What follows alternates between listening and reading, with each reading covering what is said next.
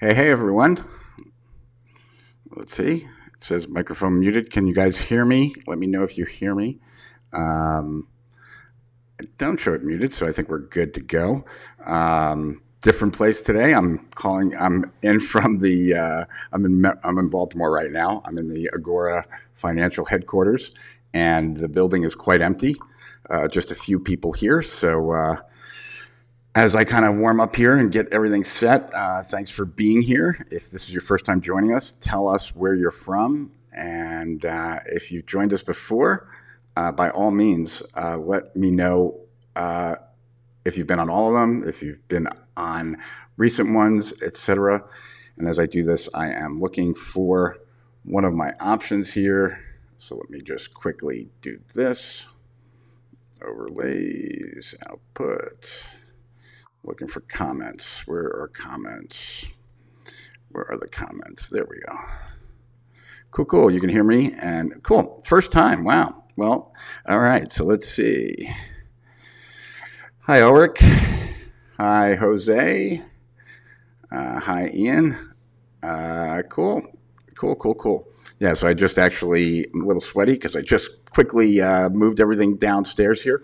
I'm in the conference room, and maybe I'll get another camera up and running at some point. But today, what I wanted to do is I wanted to talk further about what we had been talking about in the past, which was basically how to use your mind better, how to think better, how to basically become fine-tune your brain for entrepreneurial thinking. And so along those lines, we've been talking about different distinctions, different mental models. We've also been talking about different thinking tools like sentence stems. And today I wanted to make sure that we got to that second one that we didn't cover last week. And so that's going to be going into questions. There's also some other models that I'd love to share with you. So I think we're going to bounce around again a little bit. Yeah, so let me know where you guys are from. And in addition to that, what, if anything, that you have found useful so far, I'd love to hear what that is. And there's two other concepts that I want to share with you real quick that I think we'll go into in greater detail in future live streams. But there's just two that I wanted to share with you real quick. One is the be, do, have model. So the be, do, have model, which you might have seen before and probably have seen before, and there's a lot of ways to describe it. There is no right way. It's just a unique way of looking at things, and different people have their different perspective on it, but it's a be, do, have model. And basically, you can kind of get a sense of where someone is in life based on which of those models they follow. They could do have, do, be, right? Do, have, be, or be, do, have. And so the opportunity seekers in this world, the wannabes, the people that never really accumulate any kind of level of success, what often they're following is a have, do, be model.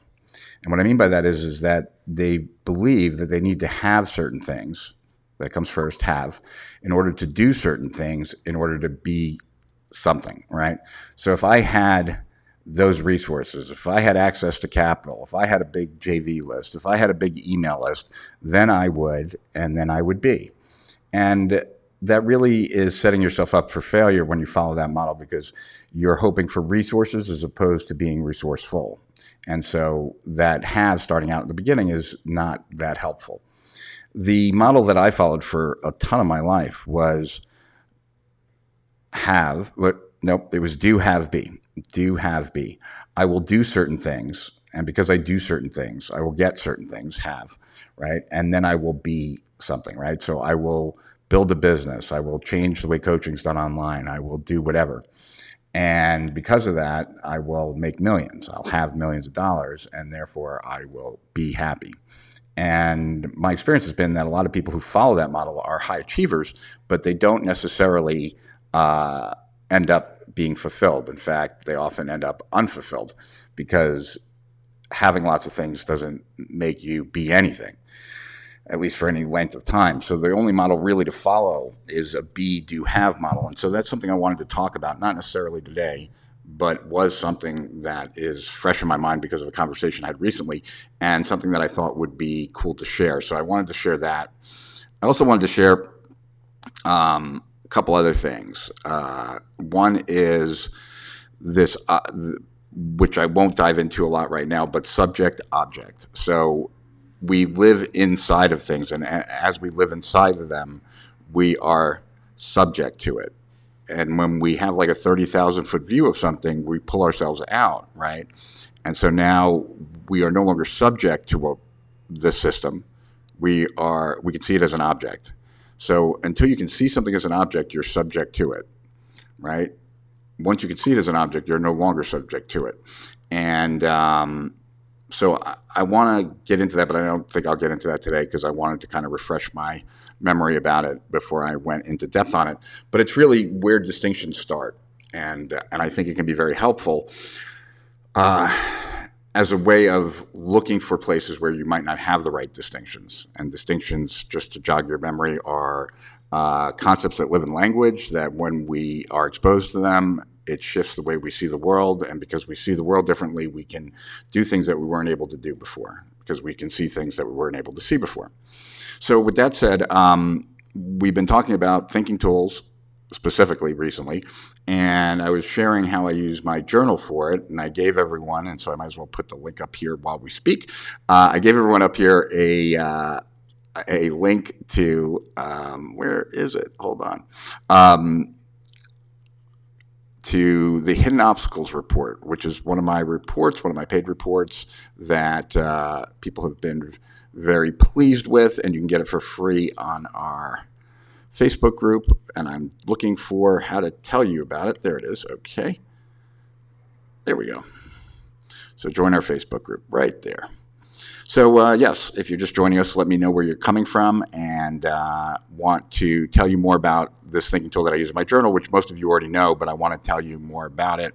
And so I'm going to actually also open up the hidden obstacles so I can pull that up.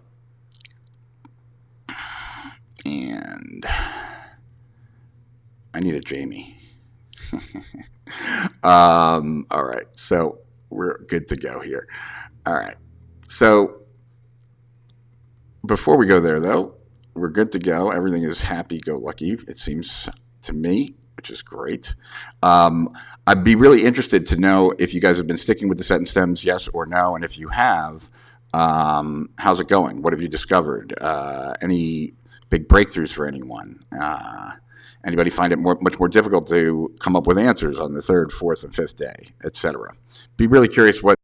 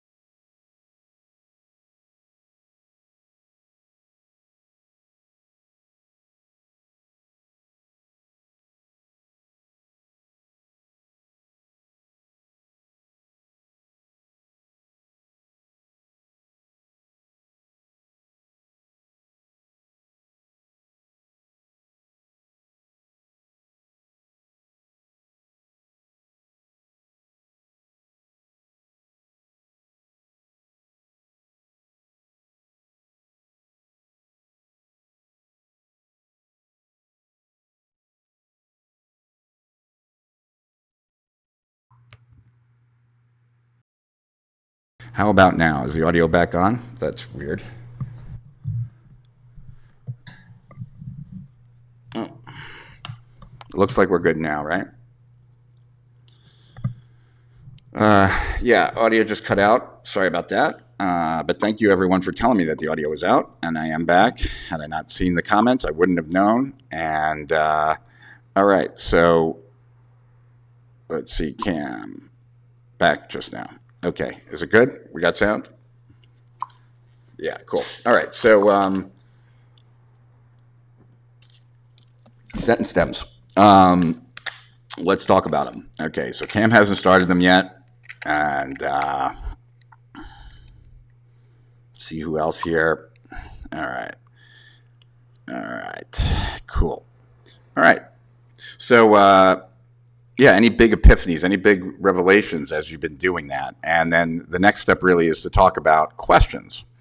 And, one of the beautiful things, and I agree with this, with what the Road Less Stupid had to say, most people spend no time thinking. And one of the easiest ways to open up thinking is to really start to use questions to get a better sense of the stuff that you should be thinking about in your business.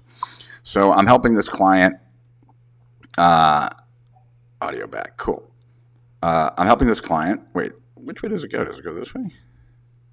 No. All right. So I'm working with this client and who wants to launch a coaching program in a new niche.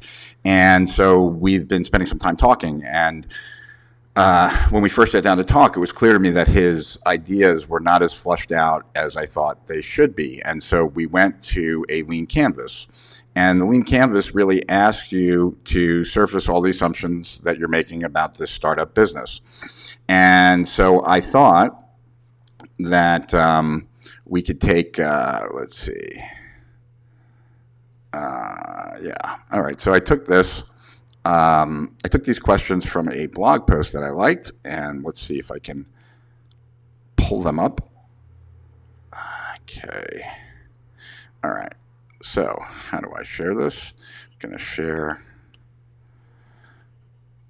Oh, these were good questions. So let me take a look at this too. All right. Let's see. If I go here.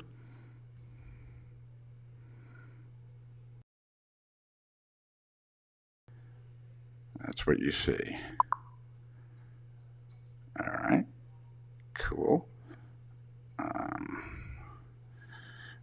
Let's see, I don't know what I'm looking at specifically here. I'm sorry, guys, I'm just a little bit slow to the party today, unfortunately. It's me. It certainly is me. All right, so let me dive into these questions, and then we can. I was going to pull them up. I think you can see them now. Can you? Yeah. All right, let's get the strategic profits thing out of the way for a few minutes here. Let's do that. I got these two big things here. Why is that there? All right. Let's get rid of this. There we go. All right. So these are from Michael C. Bell, and he mentioned them as part of a presentation in his Building Product Startup School presentation. So, all right. So, problem. Now, obviously, when you're looking at the market, you really want to. This is one of the thinking that you certainly can't outsource. You need to be thinking about the market, thinking about the problem, thinking about your prospects. And so, along those lines, one of the issues or challenges that I'm on the wrong camera. One of the issues and challenges is are you targeting the right problem? Are you, is it not only the one? Oh, every time I move, I get this. Okay. So are you targeting the right problems? Are you targeting the right, do you have the right products? So this is really step one of the lean canvas, and these are the questions that really you could be answering. But my point is that not only answering them in a lean canvas, but to actually write longer answers to any of these questions, right? Which problems are you solving? What problems will be solved at the end of what you're doing? What do we expect the result to be? Can you state the problem clearly in 2 sentences?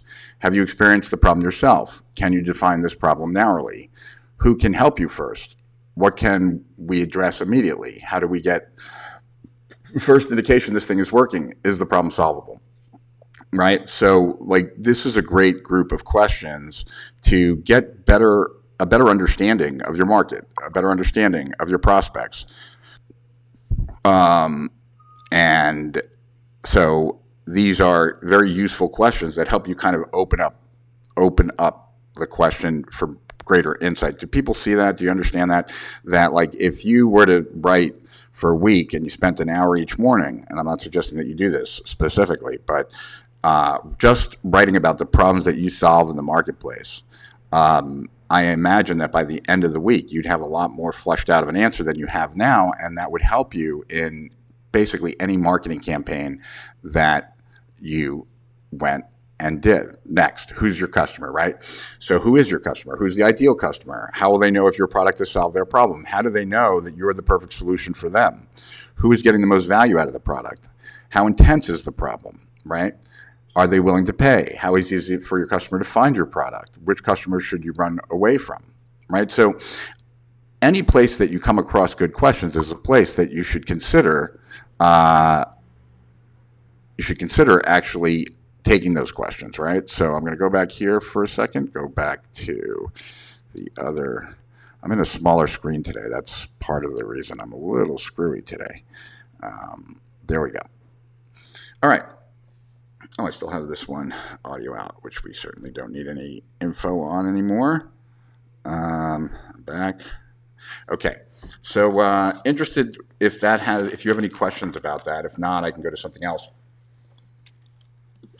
But I'd love to know what this brings up for you guys.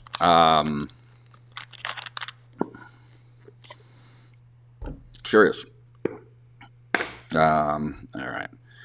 So Carl said, I haven't started finishing hidden obstacles and working on getting clear on the big three questions. What exactly do you want? What's the absolutely minimum necessary to have it? What's the fastest and easiest way to get it?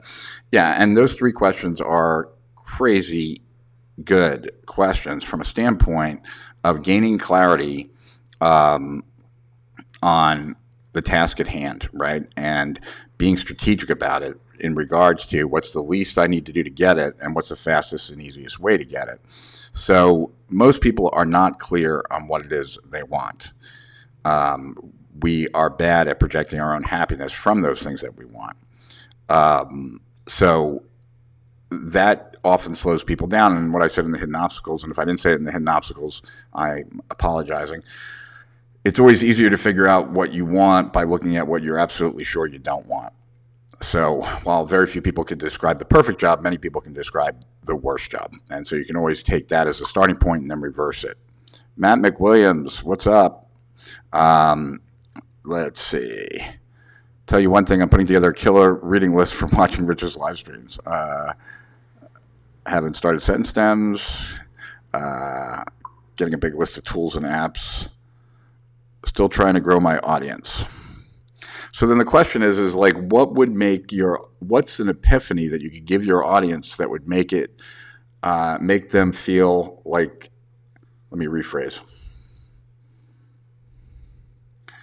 What is my audience most interested in? What title would have to be on a magazine in order for them to want to steal it from a doctor's office? What is the biggest challenge that my prospects are struggling with? What could I share with prospects that would redefine their problem that they would want to share with others? There's a lot of questions that you can start going down there with Deborah as far as trying to get greater clarity. So hopefully that helps, Deborah. Also, for those of you who haven't seen, I did post on my fan page just a congrats about the big tech slapdown that really went kind of political, kind of interesting. Generally stay out of politics, but that was interesting. Anyway, does it make sense that those questions would help? And then also, did you guys see the questions that I had in the hidden obstacle report regarding my week? Let's see here. Guys, you guys don't have very few questions today, and I'm less prepared. The two combined are kind of make things much more difficult. All right, cool. All right, wrong one that I opened. I want to open a PDF version. All right, there we go. And let's see. All right, go to this one. We go to the wrong camera here. All right. So let's go now back into the report and let's see. Sorry, guys. Let me get rid of this. And where is it? All right. Let's see if I can move this. All right. They were all coming with me. Let's see. Let's go to this, and I'll go back to this for a second while I'm doing this. Can you suggest an easy, low-cost path for people who are using primarily free traffic and affiliate links but want to get into paid advertising in an effective way? Well, what do you mean, Cam? Like specifically, what you really ask me the question a different way, Cam, because there's a million ways I can answer it, and this way I would know where you're going with it, because I think I know where you're going with it, but I'm not sure. And really, I'll give you the 30,000 foot view of it right now. There's definitely lots that you can learn as far as like media buying and creating ads and things like that. But like the reality of it is that YouTube and Facebook are getting better and better every day at their algorithm actually serving the right ad to the right person, which means that more and more, even traffic is more of a conversion game than anything else. So that getting good at good conversion, right? Conversion rate optimization is actually more important these days than more important, is as important, if not more so, than even knowing anything about media buying specifically. So I don't know if that helps you, but ask me in a more precise way, Cam, because I'd love to give you a more specific answer. All right, so let's see. Hidden obstacles of my success here. Cool. What I wanted to show you guys was those journal questions, because those journal questions can be very valuable. Let me just turn this. Which camera is this? Let's see. It's this. All right. All right. No. All right. Now we got to go back to my computer. Cool. All right. All right. So where are the calls for my question? I'm going to do journal. Although that's probably pretty stupid. It's going to be like every page. Whoops, that's probably not the smartest one. Done. All right, where's my weekly questions? Was the success curve obvious for everyone? Did that make sense? Let me know, because I would love to talk about that if that isn't. Okay, let's do weekly. All right, nope. This is, all right, questions. All right, this is going to be one of my most boring ones if you guys don't start asking me some questions. All right. Yeah. All right, so let's take a look at these, right? And we can certainly move this a little bit, move this down, get rid of Cam here.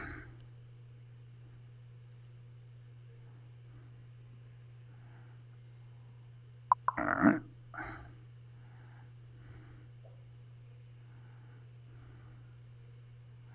Okay, so to increase your income, what could I do to immediately make more money? What knowledge do I have that others would gladly pay for? What skills could I learn that would immediately increase my income, right? So these are all in the report there. Yeah. Last couple of pages of the report, which you can get free in the Facebook group, so no need for me to go through those questions in a one-by-one manner, except that if you haven't gotten them already, you should get them. And you should do that by joining our free Facebook group. All right, so the weekly questions and the hidden obstacles into working with building a second brain, they're two totally different things. So I don't know where the challenge is with that. I'd say that for me,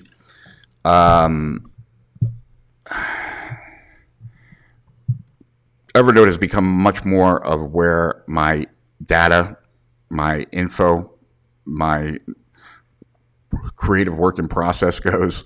And in my journal is where I sit back and reflect more. And because of that,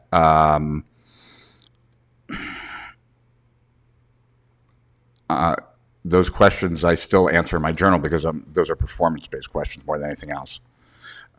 Okay, so let's see. Andrew, let's see here. If we are in a very competitive niche with other players that have millions of dollars, what should we do to distinguish ourselves? Lower prices, more thinking, have a new wrinkle when they buy a service? Well, you want to be different than number one, right? Generally, lower prices is not the best way.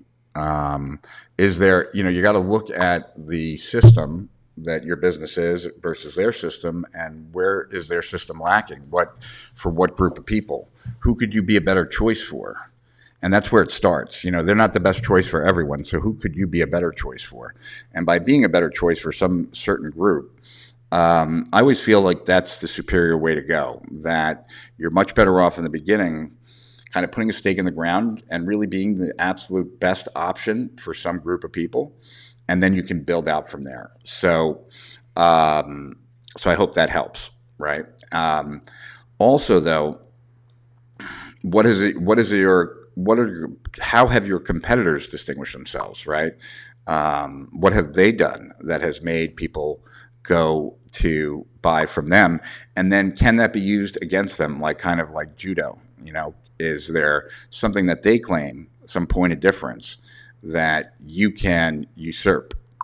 And so that's what I would start thinking about. If you want to give me more details, I'd be glad to share with you more. Let's see.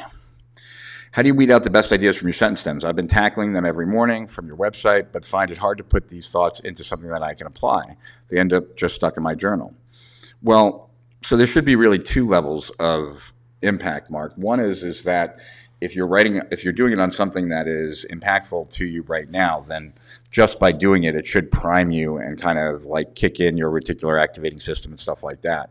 So even just visiting it on a daily basis is helpful. But then generally, when I go through the week, any of the answers that I really, really liked, I will highlight or circle, and I will now, when I go on to the next question, I kind of keep those sitting there so I can kind of think about them and then figure out what I'm going to do about them. But that's just me again. You lost my sound again. Oh no. It's working now. I don't know. I moved obviously I'm not at home or not in the Hamptons. I'm in Baltimore. So, and I'm not even at my desk. I'm actually at this huge desk that is, I'm at a conference table. Let's see. You guys can show you the conference table too, if I can. Okay. Not again. Okay. So ask me some questions, guys. I don't know that I want to go into something that deep like be, do, have, or subject object, although I could.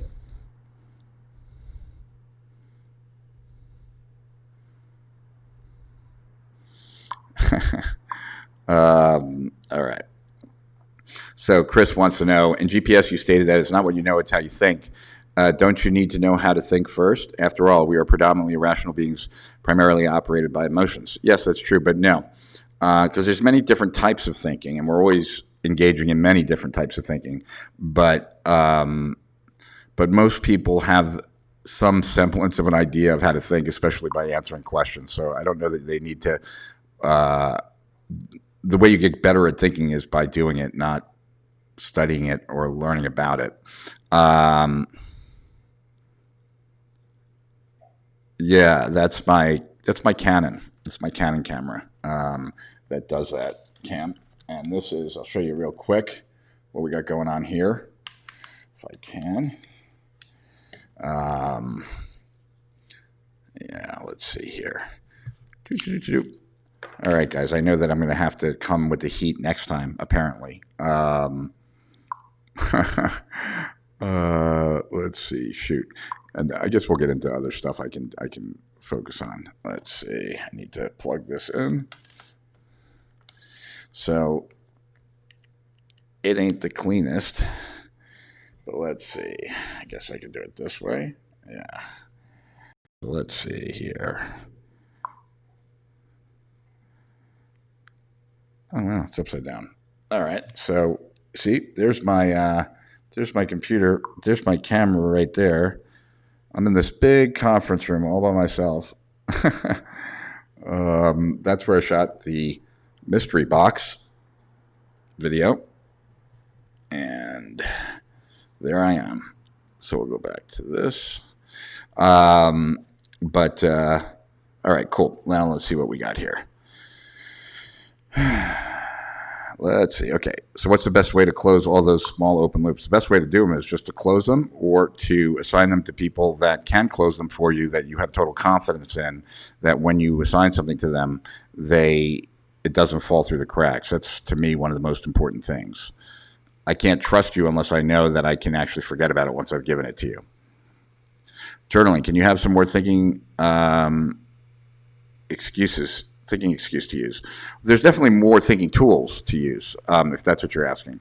I love visually diagramming, so there's a gazillion visual diagrams out there, and I use those a lot in my journal. I think there's something called the visual organizer. Let's see if I can pull it up in here. I don't know if I have it in here. I think I do. Let's see. I'm not going to find it. All right. Yeah. All right. Yeah, let's go back to this. I do, so I love to use visual organizers. That's, they're definitely different diagrams that allow you to like map out novels or see relationships between things, and I use a lot of those. But generally, I will riff on a lot of the stuff that I read. So, in other words, I'm highlighting something in Evernote, I come across something, it inspires me, I then will riff right off of there. So that's another way that I do it. What strategy of thinking can we use to solve a problem that we can't easily find an answer? For example, we're struggling to design a price point for a product. Well, then you might want to split test. And if you're having a problem coming up with an answer, then what are the assumptions that you're making about the answer that you come up with? So that might be an issue. So let's talk about this for a second, Bailey, because there's also like, let's say, and I wrote about this, I believe I wrote about this in the Internet Business Manifesto, but I don't even remember, to be honest with you, that a lot of times we don't address the root cause or the deeper cause in our business when we're solving a problem. So, for example, I think I told the story about this tech guy that worked for me named Alex, and Alex really wasn't the right person for the job, and he didn't do that much. And so we could say that Alex was an asshole. He wasn't, but let's just say he was an asshole. I can make this a problem about Alex, right? But the bigger question, if I never want to have that problem again, is that why did we hire a bad hire? Like, what systems were missing or ineffective that didn't allow us to weed out an Alex and find the right person? So instead of thinking that it's a person problem, it's a problem with the system, and then by fixing the system, you're actually getting rid of the problem in a more permanent way. But that's not really, also, when you're trying to come up with the best price point, it's not necessarily a problem, that's more of a dilemma. And generally what I do is depending on, if I have the ability to, but most times I like to split test a price higher and a price lower, right? So I have my main price, I might double it, might take it in half. So now it's like 4x in between, because I'm trying to get to the number that's the right number. And you could have two different goals for a front end, right?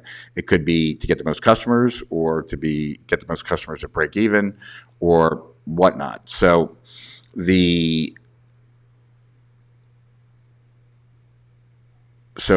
I would split test it, but I would split test it in a way where like I had a very clear direction of what to do next. So let's say like I normally sold an ebook for $47, right? When I was releasing a brand new one, I would test 97 versus like 29.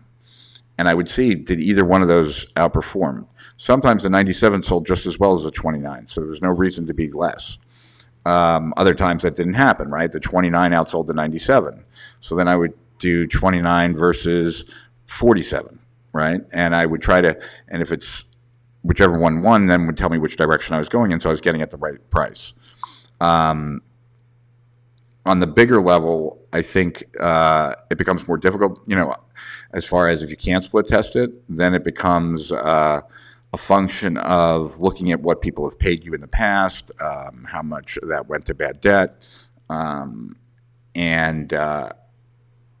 what the marketplace is being charged for something similar to that, and then is there advantage to adjusting that either up or down in some way, shape, or form. So I hope that helps, Bailey. If you want a follow-up to that, feel free to ask. Ulrich, I want to create a report like you. I help towing companies generate cash calls and want to create more counterintuitive content for them. What process do you follow to structure the arguments in your report? A chain of logic, really, is the overall process. The counterintuitive content is about looking at what is common everyday wisdom and what can be when you make it its opposite, can you make a case for that? And then the structure of the argument overall in the report, though, is about what is the one belief I'm trying to get people to make, and then I will weave in and out of that throughout the report.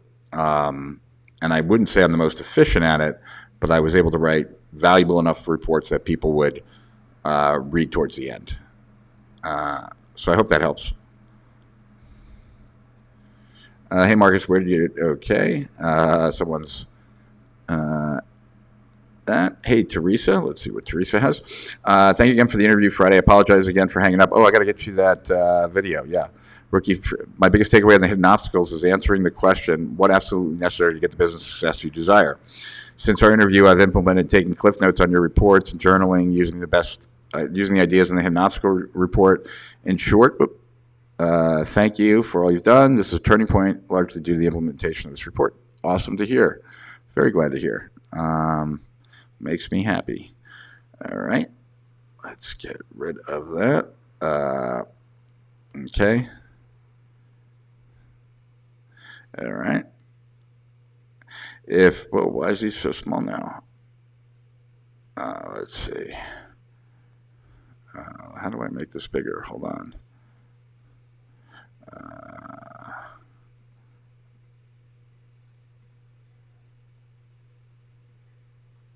All right.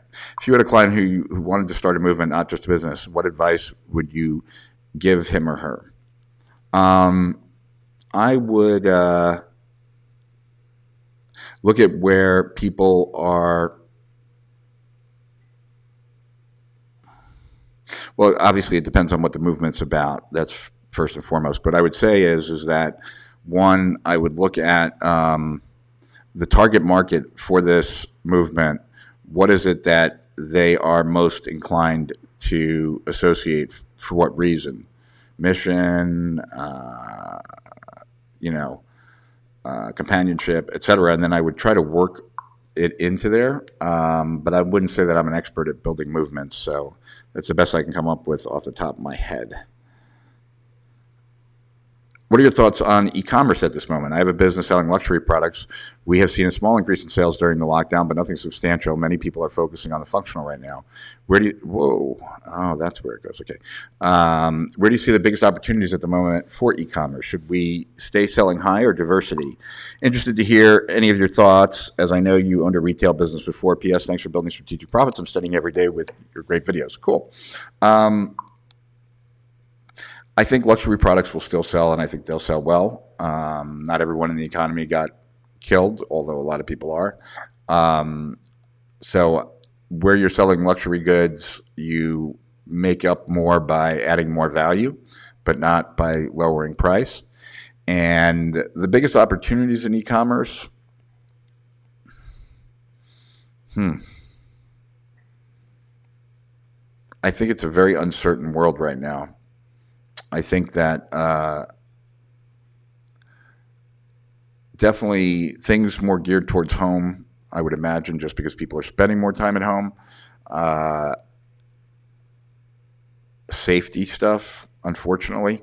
Yeah, I don't have a great answer. It might be, Mark, because of what's currently going on. I mean, if you sell guns and ammunition, it might be great. So I think that right now, especially, like my answer might have been different like 2 weeks ago, and it'll probably be different in 2 weeks from now. I think that right now we're in a precarious situation, at least in the United States, and it's hard to see where this kind of goes. And so I wouldn't be making any long-term plans like for my business right now. Um, but I do think that the luxury will always sell, and then it's a question of what is more popular today, and are there any things that people in my demographic for those luxury things would also be buying because it happens to be something more popular today, and I would be thinking about that, you know, something that potentially even goes well with what you sell, whatever it is you sell, and what the current environment is. I wouldn't. I think that,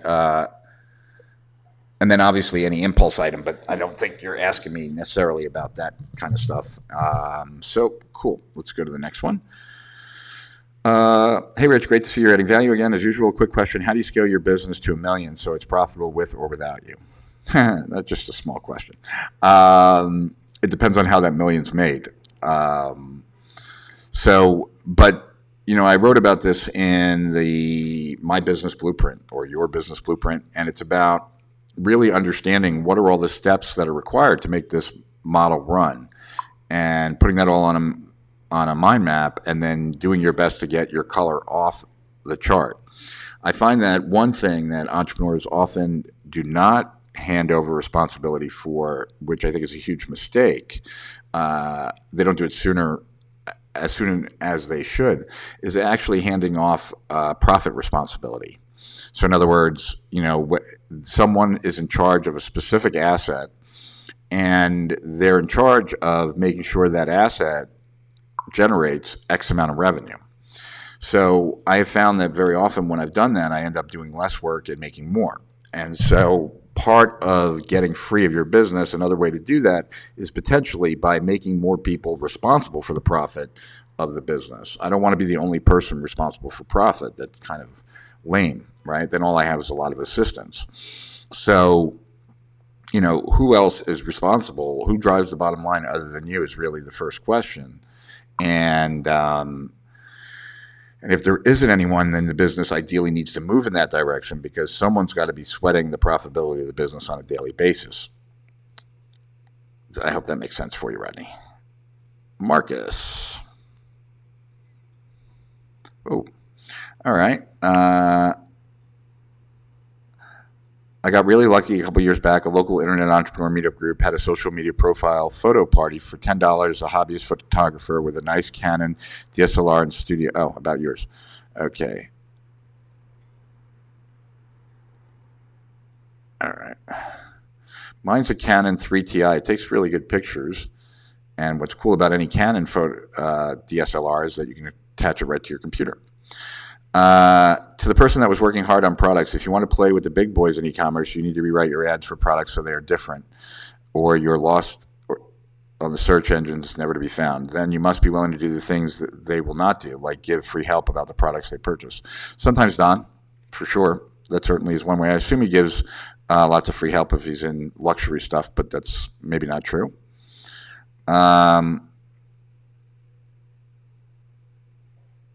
So Mila said, you mentioned split testing prices with two different price points in the ebook example, 99 and 29.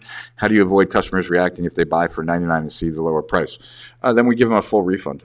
That's what we used to do, but it happens so rarely. People are cookied with a split testing tool, so they don't see this other price. And if they do, we apologize and told them that it was a marketing test, and we will give them the same courtesy.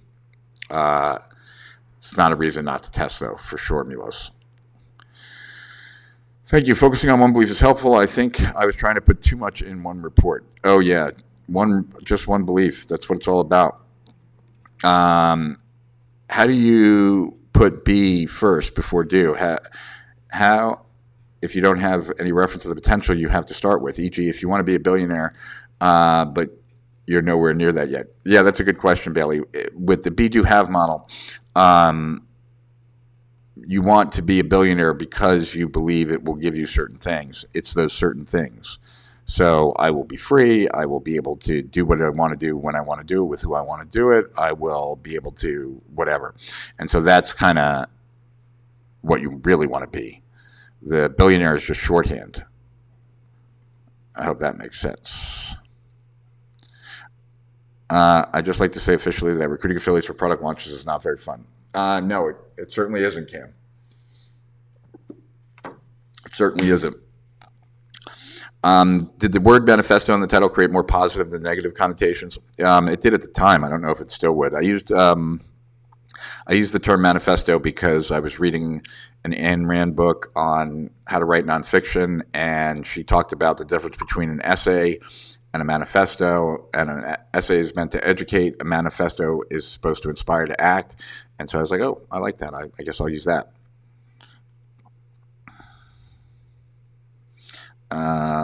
Okay, wait. Let's see. Hey, Rich, where can we get your business blueprint and your internet manifesto? The internet business manifesto, there's a link in the Facebook group. You can get that for free. And the business blueprint, we don't have out right now, but I'm sure we'll be releasing it again pretty soon. All right. Barry K. Brown. Russell Brunson from ClickFunnels talks about how he made the launch of a business a movement. If you can get your hands on that 24-hour live stream interview Rich did with Russell, that might help. He recommended a book called The True Believer. Yeah, that's Eric Hoffer, The True Believer. And that's where what gets people to join a group more than anything is the absence of hope. Yeah, The True Believer by Eric Hoffer is a really good book as far as what creates mass movements. There's another book called Herd, H-E-R-D, another book called Spent, S-P-E-N-T, that relate to that as well. Okay. Dave Newton. Hey, Rich, the pandemic has killed my small brand consulting, so I'm starting again. I'm transitioning to online course creation, etc. If you had to start from scratch online, how would you quickly start getting new clients? Thanks. I'd go about it the same way that I did. I would offer an over-the-top. I would pick an area where I thought I could be the best at. I would then give people where I really could be the best in the world at, right? Like, so I'd have to nichify it down to whatever that allowed me to do. And then I would make an over-the-top guarantee related to that niche and outcome. So what I did was my coaching program, I will work with you for a year, coaching like, one-on-one as well. And you will be making twice as much and working half as much by the time we're done. So 4x.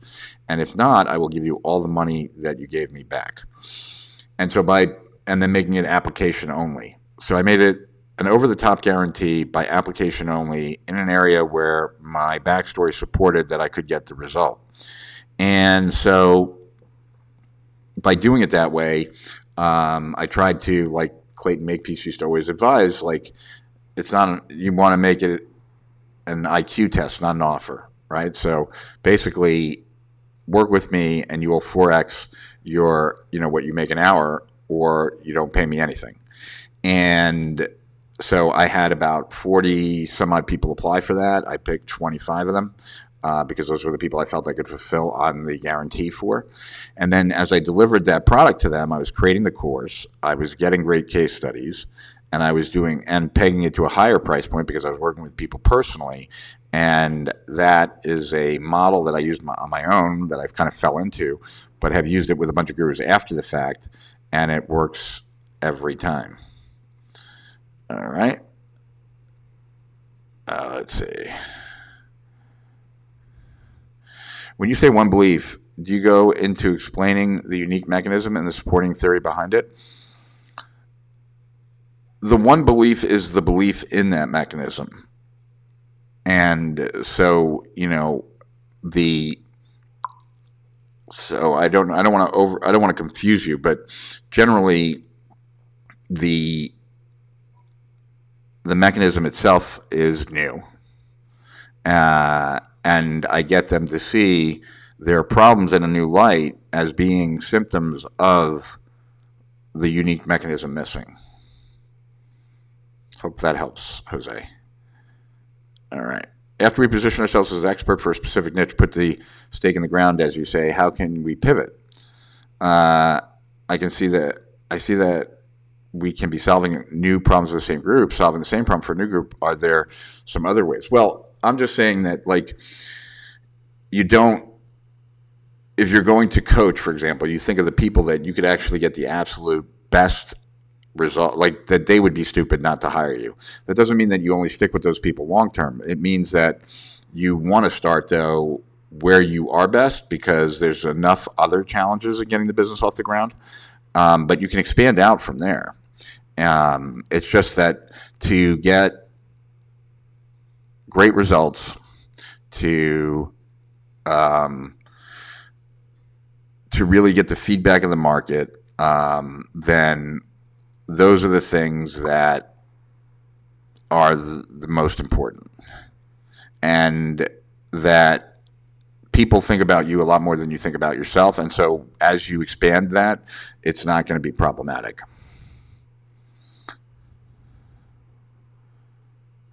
My 12-month marketing blueprint really got me thinking big. Love it. Cool. Yeah, that's my whole first year in business, right? So that's everything I did in my first year online, and we kept it as a swipe file because we thought people would really benefit from seeing what it takes to go from zero, like unknown, to $7.4 million in 12 months. So that was the plan there. Let's see here. Oop. This is not open. Hold on. I was just pulling up some more questions. I thought I found some good ones here. All right. Yeah, so this was where did I find this?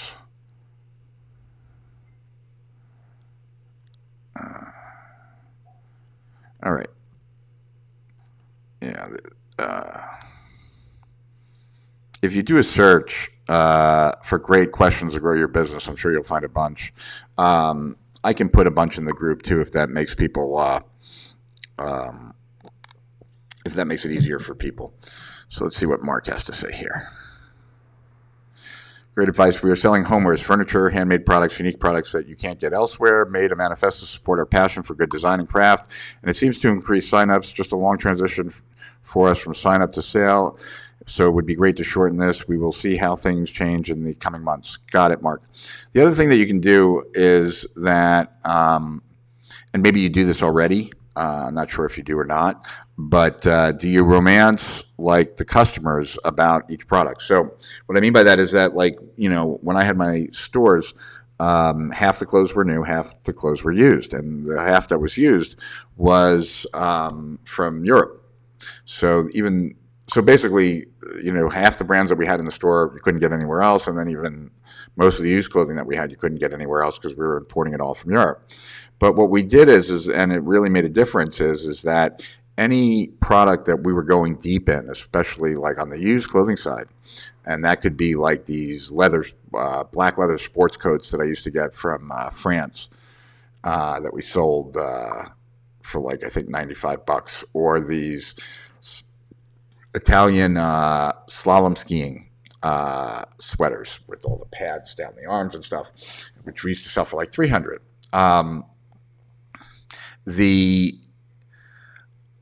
What we did is we would tell the story of that piece of clothing, like when it was popular, where we got it, why, like where, when it was popular, and like this leather jacket was popular in the 60s by Frenchmen who wore it, blah, blah, blah, blah. Very much like J. Peterman, but not so like over the top. But where like we gave a context of every piece, and that helps. So I wonder, like in your homeware store, if you tell the story of like where that furniture was found, where that unique product that they can't find elsewhere was found. Like, are you giving them also a story, not just a product? Especially with things like that, I think a story would help. So I think that telling more of a story for each piece could be interesting, or at least your best-selling pieces, starting with those, because you start with winners and you make them even better. But that might be something to experiment with, and I think it could help. My pleasure, Dave.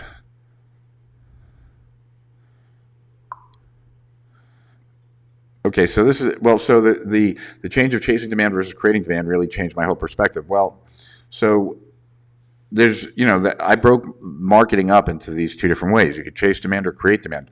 Neither one is wrong. The reason I broke up marketing into those two ways is because I tend to be more of a demand creator versus many people who know how to sell into current demand. They both have their benefits, right? But even so, you could say, like, to the question that was someone asked me earlier, I forget who, like, I'm already starting to make a new mechanism just by breaking out marketing the way it's been done in the past. It's been done this way or that way. And so now, like, we're talking about a new way of marketing potentially, and it's a new way to get the result. But because I'm cracking open like what's been done in the past and showing how to look at it differently. I don't know if that helps, but I hope it does. Hey, Rich, loved the Alex Jeffries interview and Steal Our Winners, especially with the clarity exercises on reaching your outcome. Good. I thought he did a great job. Any thoughts on applying sentence stems when looking at your goals for the remainder of 2020 to make sure your daily and weekly actions are in fact the best activities? Well, I would just ask myself a lot of questions about that. The fastest way for me to get this outcome is, that could be one that I would look at for a while. The surest way to get to my outcome is the least number of steps. Like, I would ask these different types of questions to try and kind of look at it from a bunch of different perspectives. And then I would do like the global challenge test, which is if I had to get it done 4 times as fast or or 10 times as fast, what could I eliminate? What could I not eliminate? What could I change, substitute, etc.? And this gets the mind thinking about potential shortcuts that you might not have thought of before. And that's what worked for me really, really well. All right. So the big players, law firms, are law firms and generally charge hourly. We don't charge hourly. Also love SOW. It's awesome. Okay, so what are the pros and cons of charging hourly versus not? For the customer, looking at it both ways. And I got to look at the previous questions you asked me, Andrew. So hold on.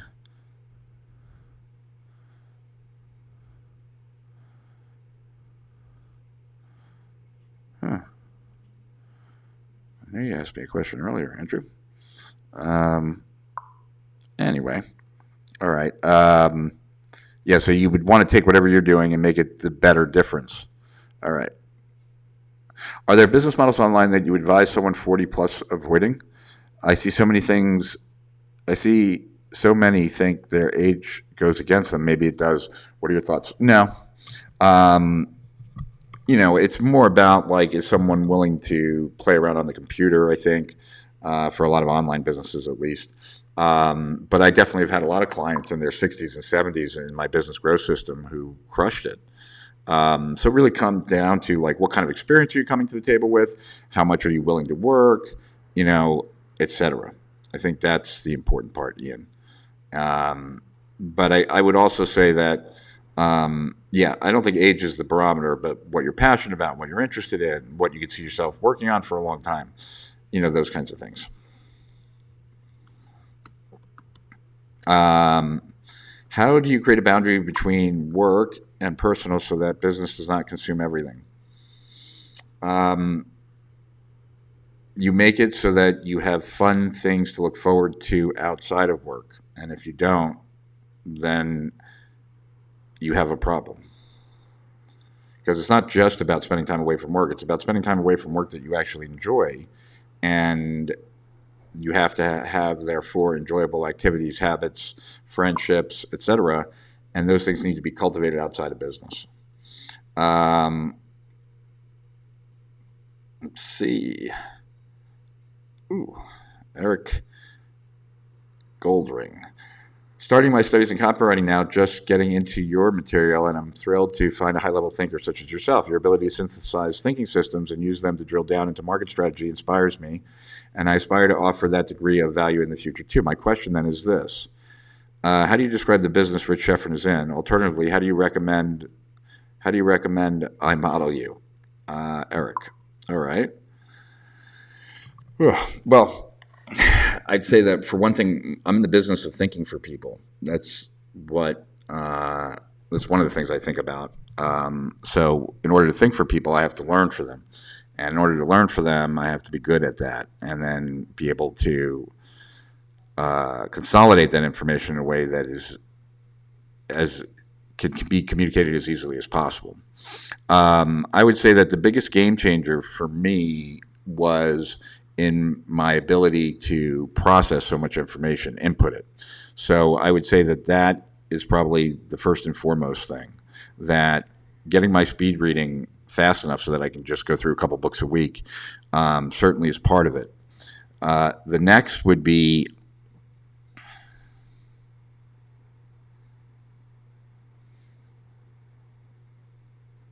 keep a journal. And try a lot of stuff, especially in the beginning. I mean, a lot of my knowledge came from me doing lots of things. I'm going to be teaching a 20 to 30 minute thing I got to do, I think, tonight, maybe even, on how I learn. So I'll probably put that in our Facebook group. All right. Let's see. Mark, yeah, we tell the story of the artisans and the craftsmanship behind the work. Yep. Yes, exactly. Yeah, I think you doing videos. Not everything has to be different, Mark. Just the core of it has to be different. And maybe it's the artisans. Cool. By the way, Rich, if you have a recommended book list, that would be super helpful using VoiceStream app, and it's helping me improve my intake of knowledge. People ask me for reading lists all the time. The challenge with that is that it's very dependent on what I'm going through in the moment, unless someone asks me about books in a specific area for them. I just read too much to have like any specific favorites, believe it or not. Let's see. Thank you for the session today. I mean, the other day. Besides the full money back guarantee, what are some other examples of over the top guarantee? Well, double your money back guarantee. If you don't sell your house, I'll buy it. You know, like those performance kind of guarantees. Then there's like, you know, the future pace guarantee that like Gary Halpert used to do. Like if you sold like facelift in a jar, you know, if four of your friends don't accuse you of having a facelift before you finish the jar, I want you to send it back so you're future pacing some outcome. I mean, you know, better than risk-free is basically anything that gets people their money back and their time back and something else for their troubles. Advice for selling a non-tangible such as unfuckable mindset. It is the key to success, but people like to buy an outcome. Are we back to on-point messaging? Well, so if I'm trying to do this, Deborah, what I need to do is I need to think about all the different ways that entrepreneurs screw themselves over by not having an unfuckable mindset, right? And because I want to make that being missing being the problem. And so I would do some root cause analysis. I would do a bunch of like conversations with prospects. I would do a bunch of thinking, reading Amazon reviews of the most popular books around those subjects. But what I'd be looking for is to make the connection of, because this being missing, the person is being challenged in all these different areas. Pete, you're not leaving, are you? Okay, cool. So yeah, so that's how I would do it. Um, all right, let's see. Hope that helps. Rich, do you believe that the framework inside Maven Matrix still works well in today's marketplace to brand yourself and make yourself stand out? I do. I think that, that's a template, right? Those are things that you want to be known for. It doesn't exactly say what are the best ways to actually get known for those things. And I think at the end of the day, what makes something worth, those things need to be built in, but just because they're built in and of themselves don't cause success, although they do help. And if you didn't have anything blocking it, it will just automatically happen. I'd probably say that the biggest thing I go back to time and time again is just to be prolific and make enough time for greatness. Do some things that are some of your best efforts, because some of those were the ones that were making something great did so much more than making 100 things that were okay. So making time for greatness, giving yourself some time to make things great is super important. Will we ever see a Rich Efron autobiography? They're working on a biography documentary right now, I think. I think so. So I think you might see one, actually, a lot sooner than I would imagine there'd ever be one. What's the best book I would recommend to improve an entrepreneur's thinking? That's a good question. All right, let's take a look. What would be the best book? Like, you realize I got to go to my books to look at this. I wouldn't know off the top of my head. So let's take a look. What would be the best book? That's hard. Let's see.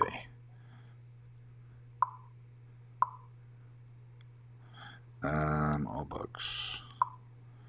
Book notes. I'm using Ecamm Live is what I'm using. I should really get an affiliate link. All right, let's see here. All notes, book notes. There we go. And then we'll go to PDFs. Once again, different times of my life, different books were helpful, but let's see.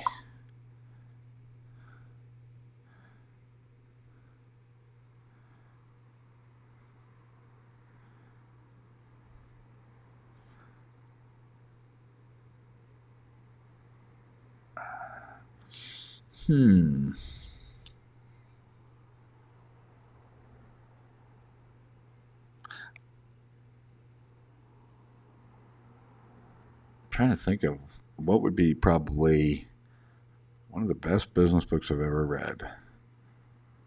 Right now I'd say Elon's biography. I really enjoyed that, but that's just because it was very recent.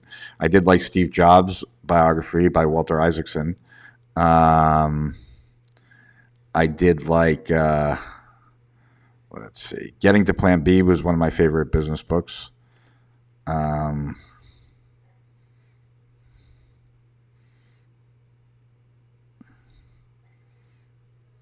Yeah, just too many books to say which, let's see.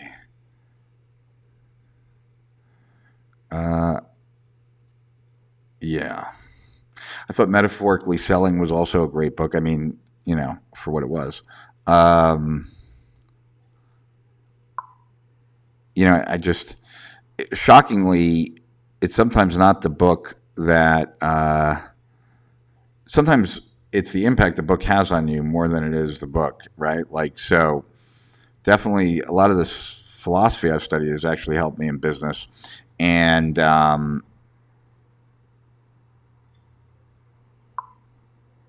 so I'm trying to think of one, though, that was super great. I thought, a deep read is, yeah, that wouldn't be great for most people. Language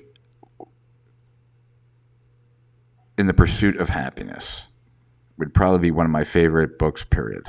How about that? By Calmer Brothers. Language, and no one's heard of that. Or it's Language and the Pursuit.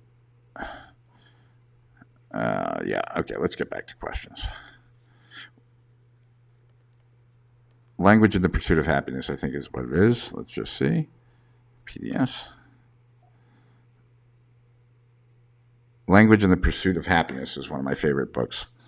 That would help the business, for sure. Although the new book, IEAP, that I just read, would also probably help the business. You can help your business anytime you want by just being on alert for that. All right. All right, or top 3 books. Do I have an Excel spreadsheet of all the books I've read? No, I don't. Probably should.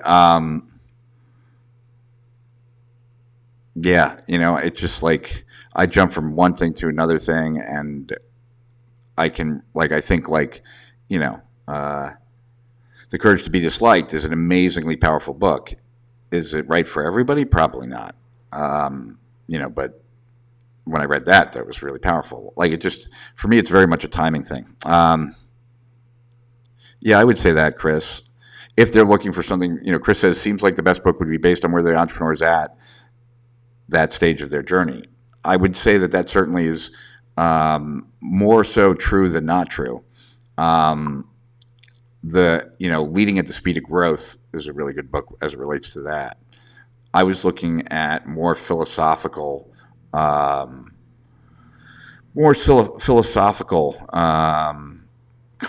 of what it means to be an entrepreneur kind of thing.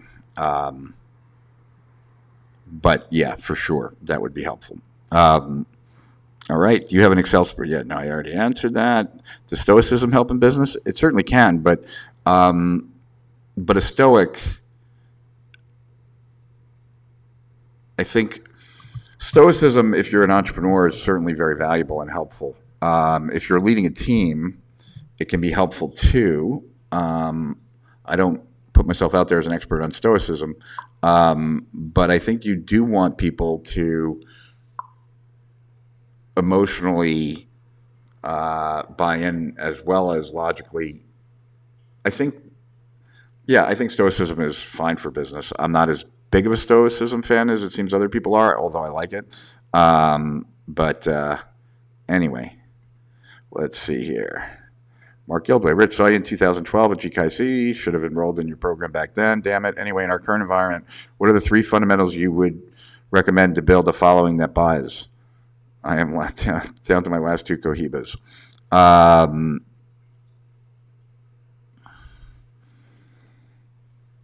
Well, I think it's about, I think that the following that you create, whether they buy or not, is really dependent on the bait that you use to get them to come in addition to, what information you provide or what they're following you on. So I think it's a factor of that, and you have to take that into account. But at the end of the day, if you're looking for people, it depends on the market, obviously. But you got to think about what do the people who you're targeting in whatever market you're targeting, what do they struggle with? Do they not have enough time? Do they feel like they don't have the right information? What is it? And if you're going to build a following, the ideal scenario is to provide that, right? Whatever they feel is missing. So that's one place to start. But the bigger thing is what do you follow? And why do you follow those things? And whose suggestions do you act upon, and why do you act on those? And starting to get a sense of how does someone do that to you before you do it to someone else? So understanding that, what makes you respond, what makes you follow someone's emails versus someone who doesn't. is an interesting way to begin to kind of explore in yourself like what works. And then by exploring on yourself what works, how can you be more of that for others, right? And that's kind of how I try to go about it. I want to be that person, right? And so what does that person need to provide to be worth following? It's too often, and I'm not accusing you of this, Mark, but too often marketers, because we think of numbers of people as opposed to a salesperson who's thinking more one-off, we sometimes lose focus that we're talking about people at the end of the day. And so if you want a large group of people to follow you and then, one, provide them followable stuff, valuable stuff, if you can do it in a entertaining way, even all the better. If you can do it while showing your personality, even more the better. So that's kind of how I would go about it. The fundamentals would be true to who you are, provide really true value that market respects, and 3, stand out. That's what I would say. I hope I didn't repeat any of those. The automatic customer gets me thinking. I'd rather have the infinite customer than the automatic customer. Awesome. I'm going to read these. Yeah, the books about the mind have changed everything for me. Very cool. The one thinking tool I was going to talk about today were questions, and I actually have a whole bunch of more questions, and maybe I can put some in here. So like, yeah, well, you know what? We can just use the questions. Let's see, can I put all this in? Let's see, how does this work when I put this in? Oh, wow. Okay.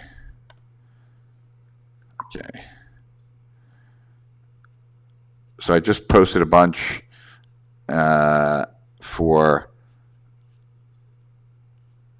how to here's more. I can't do this one.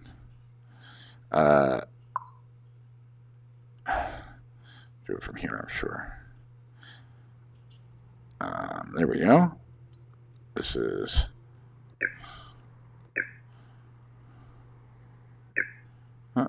too big. All right, but they're on pages 103 to 10 whatever of the Hidden Obstacle Report, which is still available in the Facebook group, so you can check it out there. All righty, guys. Yeah, I definitely I wanted to put in more questions, but it wouldn't be a bad idea for each of you to give some thought to what questions would make the biggest difference for you. So I can give you a bunch of questions, and I started out by giving a bunch as well, but the truth is that,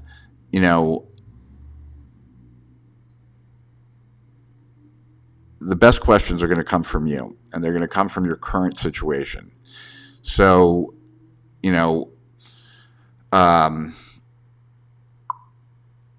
by diving deeper into yourself and by getting curious about what it is you do that prevents you from being as successful as you want. What is it that you're doing that has achieved whatever level of success that you've gotten? What is it that, if you noticed, would make the biggest difference? What are you blind to?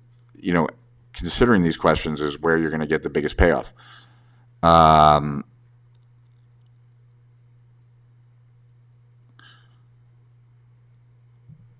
All right, a couple things here. So Chris wants to know, what's my take on using book summaries to shortcut reading, or perhaps as an initial filtering process?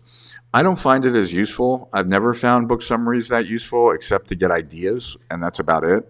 I find that most of the time in a book summary, they don't kind of dimensionalize ideas anywhere near enough for it to be as useful to me as I would like. So I don't get as much benefit from it. That's why I do the quick read through the whole thing, which generally takes an hour or two. And while I might not have it all locked in, I do have, I think, a better sense of the book than someone who just read the book summary, although who knows. But to each their own. If book summaries worked for me, then I probably would use them. They haven't worked well for me because it doesn't give me, I guess, enough to touch. Which I love the questions because they get me thinking and opening doors to things I have not thought of sometimes. Yeah, me too. I mean, that's why I like them. So not sure if you missed this. Do you see the smartphone replacing the desktop and the laptop?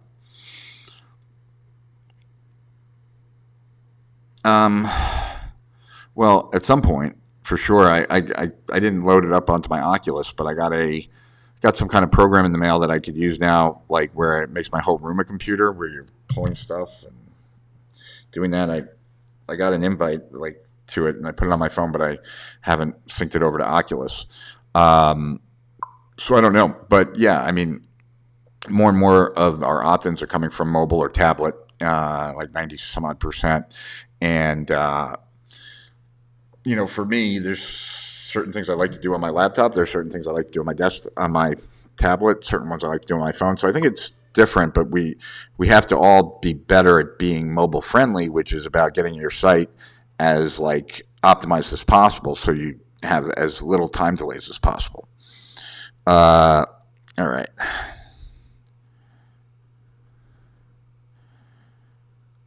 What's the name of the quick reader app that you use when doing cardio again? Depends. The one that reads to me is called Voice Dream, VoiceDream. And then the one that actually just paces without reading it to you is Quick Reader. Okay. Here are questions. How could I improve? What's the question being asked?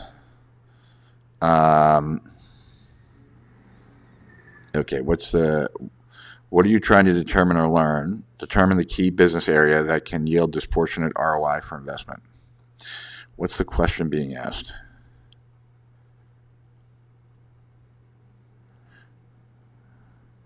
Okay, so you would have already had something before what's the question being asked, I guess.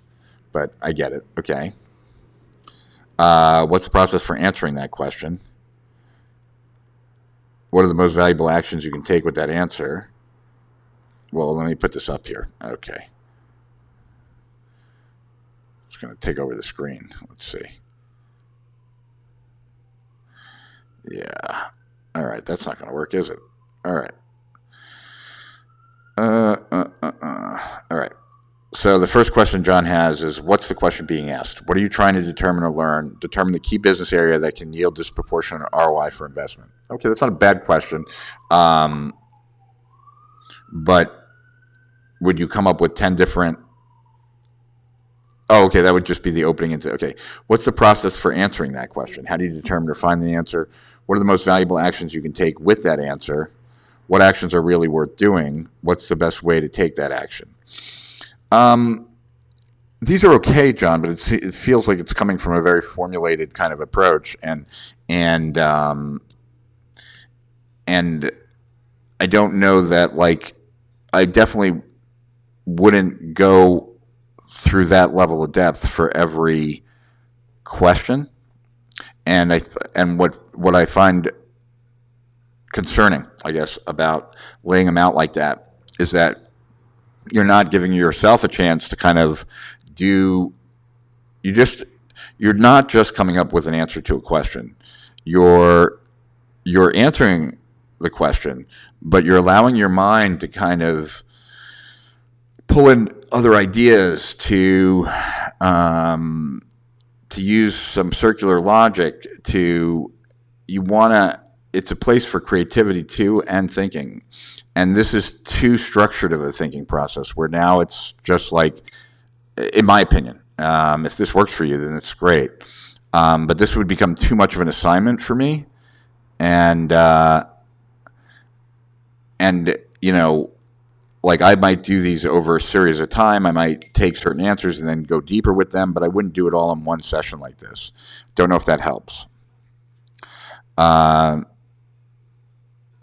Yeah, these are the questions and the order in which I ask them. So, like, for example, what's the question being asked? Like, how can we grow our business by 20%? How can we get customers buying 20% more? How can we get customers, whatever, right? What's the process for answering that question? Yeah. See, as I'm going through it, like what you don't want, you want to make sure, Jonathan, that you're doing some of the thinking. And in other words, like if you come up with the question being asked, and then what's the process for answering the question? You're going to read these books, or you're going to go look through this thing. That's where I get a little challenged. So definitely going through this process of like, what's the question being asked? What's the process for answering that question? What are the best solutions to that question, or the valuable actions? Knowing all that, what action should I take? How will I know when I'm successful? What does doing look like? These kinds of questions can help, but that initial set, or the initial question that you land on that starts your thinking, are not as formulaic. At least they're not as for me. I don't know if that helps, but I hope it does. How do you take and perceive your voice notes taken on your phone?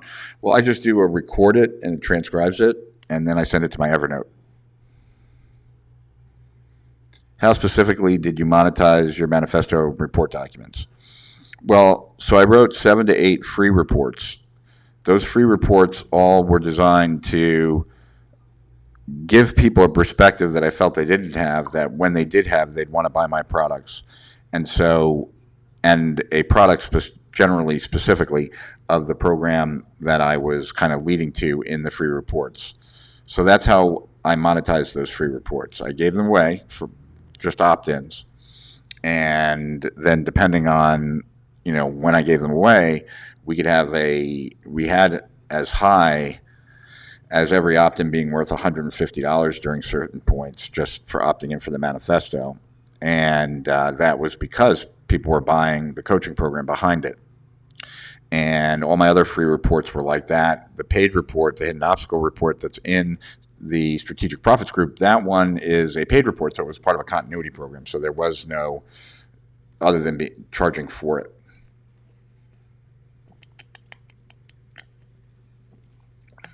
Okay, let's see. All right. You want to hear something interesting. I forget what it's called. I was pulling it up earlier. Questions are so powerful, in fact, that there is, if you look, you can look it up too. It's called the 36 Questions That Lead to Love. And they wanted to find out if they could make love happen in a laboratory. And so they came up with 36 questions, and where you go back and forth with your significant other, and each question has you reveal more and more about yourself. And even taking strangers and putting them in the lab, they'll have very strong feelings for one another after going through these 36 questions rather.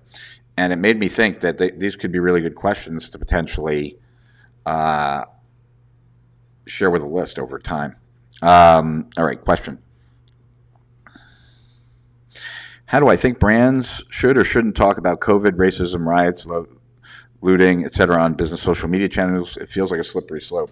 Yeah, it certainly does. I mean, I was just happy about the Twitter getting spanked, and a bunch of people got very upset with me. Shockingly so. I've never just learned something every day, I guess, about how polarized the world really is. I don't know. I don't, because I feel like we're in very unusual times right now, and I've never seen, but I think I'm not saying anything new. I've never seen people so hostile to the other side's opinion. And once you know where someone stands on one thing, it's almost like you know where they stand on almost everything.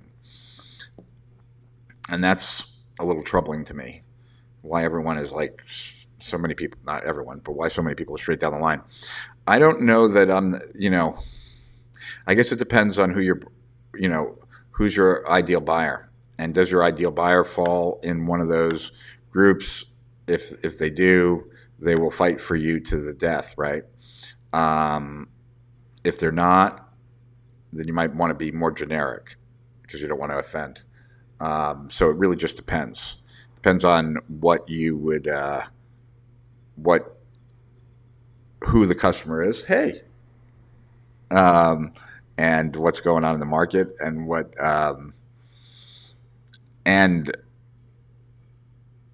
Yeah, it doesn't seem like a winning time right now. Although, you know what? I mean, when you polarize, there's no doubt that you get people's emotions up, and some will be. We definitely got more people to move closer and further away from me this past weekend because of what I posted, which is interesting. Um, but yeah, I don't know. I don't know. I don't know.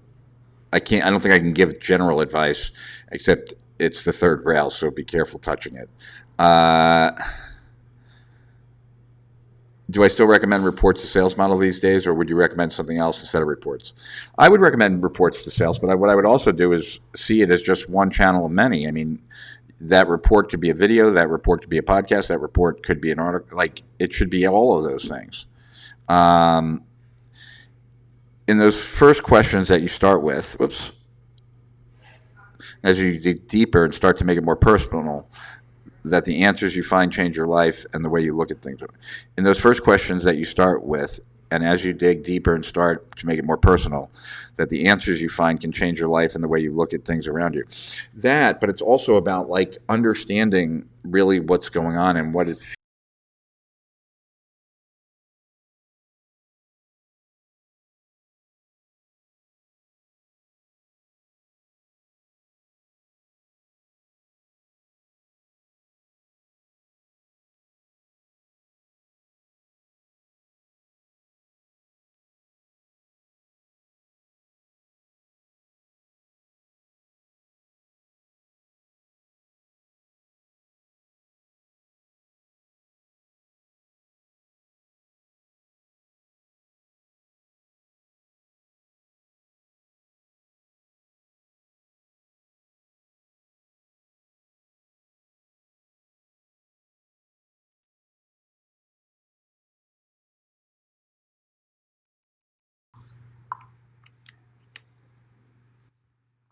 sounds back. Um, all right, so I hope that helps, Don. I don't know when I got cut, but hopefully not too early. Uh, we have put some of the will we ever put the reports in other mediums? We put some of them in. I'm not sure which ones though. Um, so sorry about that. Sorry about the sound. Apparently it went away. I don't know why. I don't. Maybe this can only stay on so long. I don't know. Um, how is the sound today when it's working? Can you notice any difference between this microphone and the other one? This one shouldn't compare to the other one, but who knows? um, Yeah, so that's what I would say, though. I would, yeah, we put them in other mediums, and any new report I write would certainly go in those as well. Um, all right, let's see. Where are we? Oh, the entire part got cut off. Oh, all right. So what I was saying to Don was is that it's those personal things because we we can all look at we can look at other people and think certain things are ridiculous, but we all do the same things. So it's about figuring out what you do that's as ridiculous as that, or what I do that's as ridiculous as that, and what does it feel like, and how where am I open and receptive to hearing something different? Where am I not? And and what would need to change my mind and what's going on. I mean, these are the kinds of when I'm looking more personally at myself, I'm using myself as almost a guinea pig. Don't know if that makes help. If I don't know if that makes sense, but if it does, it should help. What prompted the change from Conversion Club to Strategic Profits? That's a long story, but really it should just be Strategic Profits. So nothing, no big thing there. Too much pop, probably gain is too high. Oh, that's totally possible. Let's see. Watch me fuck this up again. Ah, all right. Maybe that's better. Is that better? All right. Let me know if that's better. Um, the audio is much better than when I'm in the gym. Oh no. I guess I got to fix the one in the gym. I've seen a number of Kindle books to be about the length of some of your reports. Would you turn some of your reports into Kindle books? Yeah, I would. Just want to, if we do that, we got to market it. because they're not going to sell by themselves. That's all. Um, just a reflection, if we consider the Joe Rogan new 100 million Spotify deal, newer channels will open up, and the current frame that affiliates, allies of media platforms can get them to freely censor content creators that go against their adversaries or affiliate narratives hopefully will change in time. Joe Rogan's new deal specifies creative control, which gives me some optimism. Yeah, me too. And, uh, at Agora, we sell alternative news, and Facebook, Google, and they don't make any distinguishing difference between fake news and alternative news. And how many more people died because YouTube would not allow creators or doctors or scientists to post anything that was anti what the World Health Organization was saying, even though the World Health Organization was lying. This is why censorship is so bad on big tech platforms, because if we get censored out of there, then there is no alternative. And anyone who doesn't trust the news 100%, no matter what channel, you definitely want to have some alternative. So I don't think that any of this stuff that Trump signed is going to happen. What I think it's going to be is a big wake-up call to big tech that they cannot edit. They can't play both sides. They can't be a platform and then decide to edit it too. It just doesn't. If they want the legal protection, there's a price to pay. And I think that would be very good for the online environment. I think it would be very good I think it would make things a lot less polarizing in the long term, maybe more polarizing in the short term. But I think that Spotify getting Joe is the first step towards that. That, just like when you raise the taxes higher and higher in a state, at some point the wealthy leave, and now you've defeated the purpose. You make the rules and you make the terms of service and you make the policing so stringent, the people that don't need that will leave. So, what Rogan said to a friend of his that I heard third way was that, uh, when you got to Spotify, they were like, how can we help you grow your business? You have a team there. People want to make it more successful. And at YouTube, you just didn't want to get anyone mad at you. And that's kind of the difference. And so my hope is that allows YouTube to kind of lessen maybe their standards a little bit. I don't know, and become more of a platform. Same with Google. Uh, yeah. So that's what I think, though. All right. Let's see. I don't want to make this about politics, guys. Yeah. Everybody has their flavor of politician, and they seem to be very loyal to them. So I don't want to get into politics, but I would, but I am anti-big tech for sure, and I don't think they have had a good effect on society at large either. And so I hope things improve. All right, so I think we're going to have to go into some of those deeper concepts. I didn't think we were going to do that this week, so I didn't really prepare as much as I would like to, and I certainly don't want to talk about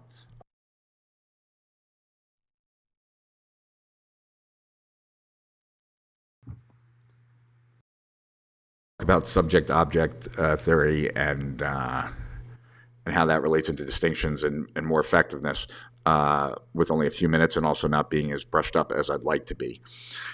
If you want to argue politics with me, you'll know I'm not going to be arguing. You can go to my fan page and see the ruckus that was caused there.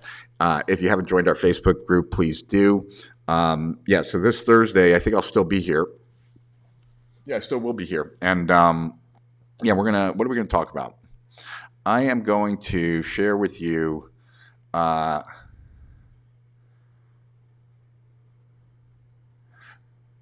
I'm going to share with you 10 of the most powerful ideas I've been exposed to in the last year.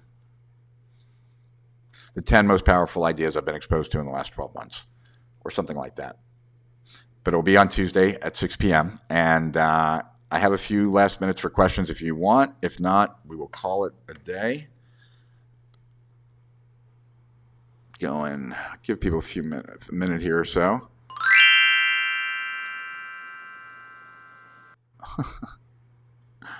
um, all right. Well, do you have a question? Me too.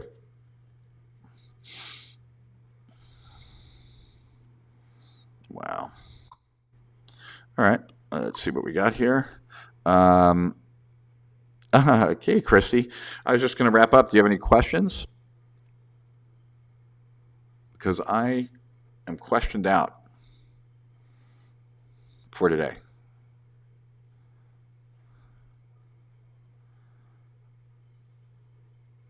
All right. Then we will call it a night. Sorry, everyone. I wasn't as prepared as I'd like to be today. So I will reflect on that and be different on Thursday. So good talking to y'all. Till I see you on Thursday to Higher Profits and Beyond. Rich Sheffrin, over and out.